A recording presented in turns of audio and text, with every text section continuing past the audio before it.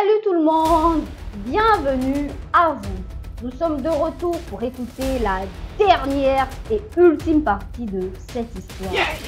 J'espère que vous êtes prêts et que vous êtes tous en forme. En tout cas, nous, on pète la forme. On a vraiment hâte. Donc, on va vous épargner l'introduction trop longue là et on va commencer à écouter. Alors, c'est parti. Donc, une larme va perler de ses yeux.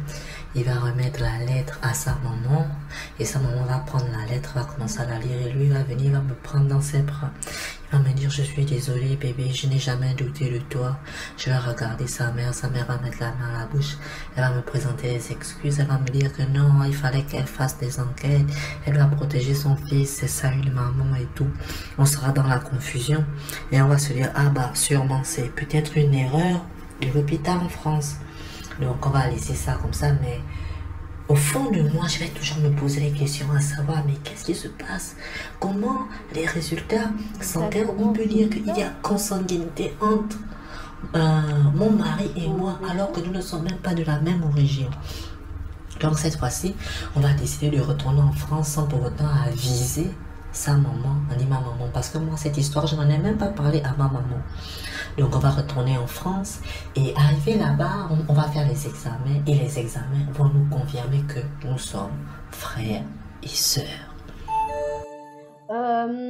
Alors, dites-moi, à votre place, comment auriez-vous réagi face à ce genre de nouvelles? Qu'auriez-vous fait en fait? Auriez-vous pris la même décision? À votre place ou à sa place? À leur place, à eux, aux jeunes couples. Merci Corey, merci. Un assistant, ça sert aussi à ça. Donc, à la place du jeune couple, je voulais dire, qu'auriez été vos réactions? Qu'auriez-vous fait en fait? Est-ce que vous auriez fait comme eux ou bien, bref, vous nous dites tout ça en commentaire.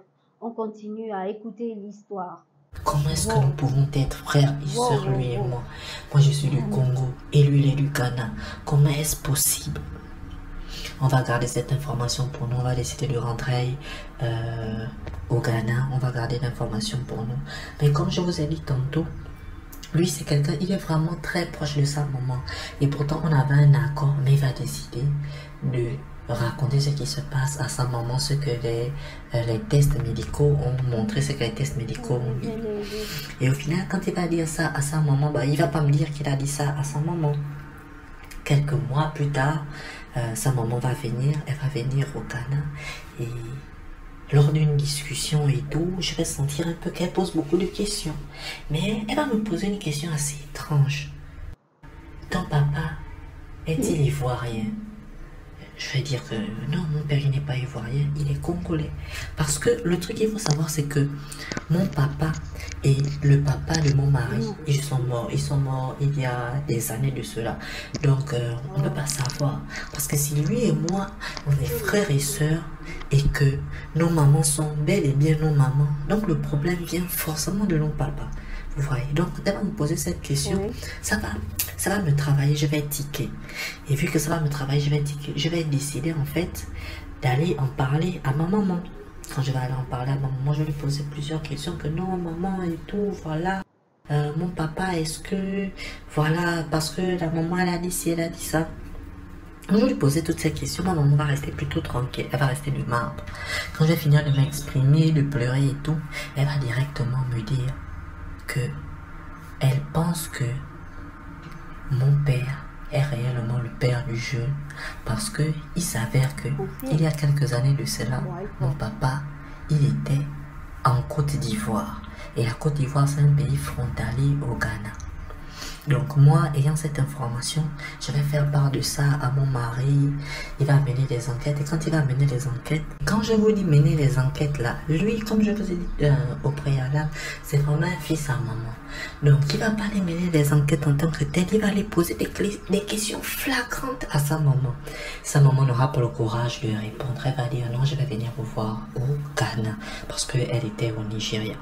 Donc quelques semaines plus tard, ou quelques mois, ou un mois environ, elle va venir au Ghana et tout, elle va nous faire asseoir. Et quand elle va nous faire asseoir, elle va raconter l'histoire.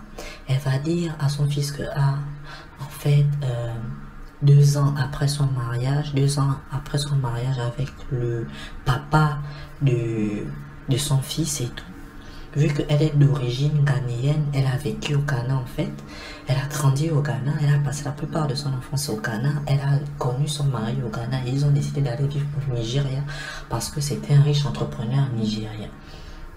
Donc voilà, elle va en fait un jour pour les vacances, pendant une période de vacances, elle va rentrer pour venir assister au mariage de l'une de ses copines d'enfance.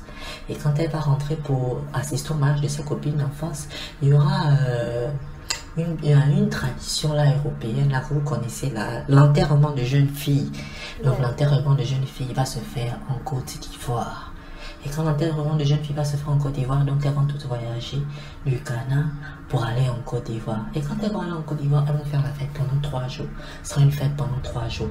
Et là-bas en Côte d'Ivoire, lors de la fête, elle va coucher avec un jeune homme là-bas en Côte d'Ivoire, qu'elle va penser que c'est un Ivoirien. Ce sera un truc sans lendemain en fait, sans lendemain. Ils vont juste coucher ensemble et voilà, basta, la vie continue. Et elle se dit qu'ils étaient tellement alcoolisés qu'elle ne se rappelle pas de si ils se sont protégés ou non.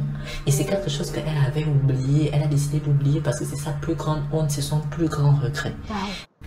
Donc, en fin de compte, mes 2 enfants sont malades, ils sont atteints de maladies dues à la consanguinité parce que lui et moi, nous sommes demi-frères et sœurs. Vraiment, je suis dépassée, je ne sais pas comment faire, je ne m'attendais pas à ça, franchement.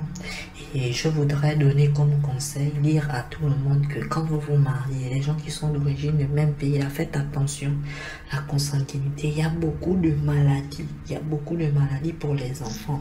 On va faire un enfant, on va se rendre compte que l'enfant a des problèmes moteurs, il a des problèmes pour se développer, il y a des problèmes pour énormément de problèmes tout simplement dus à la consanguinité. Faisons attention, vraiment faisons attention. Waouh. Truc de fou. Truc de ouf, j'ai même pas de mots. Excusez-moi du terme, mais c'est une histoire de dingue. Sérieux, c'est une histoire de dingue.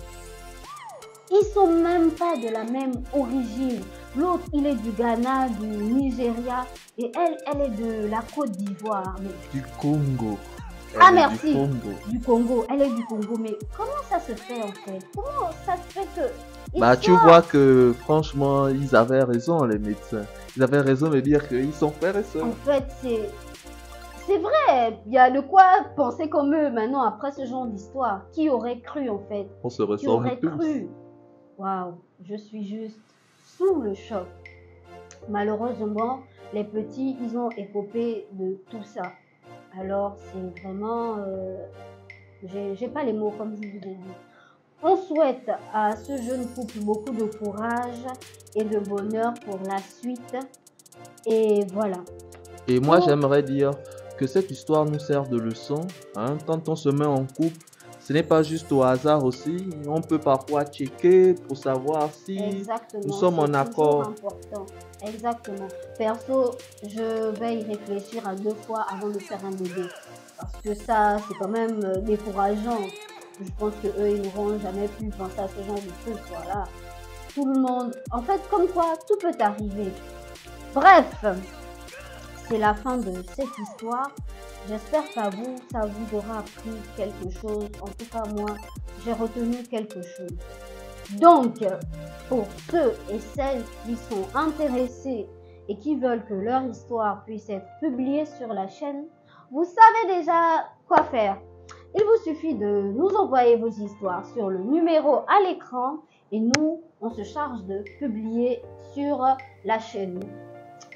Vous connaissez le slogan habituel, likez, commentez, partagez la vidéo massivement si elle vous a plu.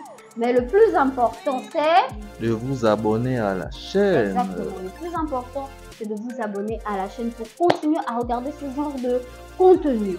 Alors, on se retrouve la prochaine fois pour des histoires encore plus fascinantes. Bye!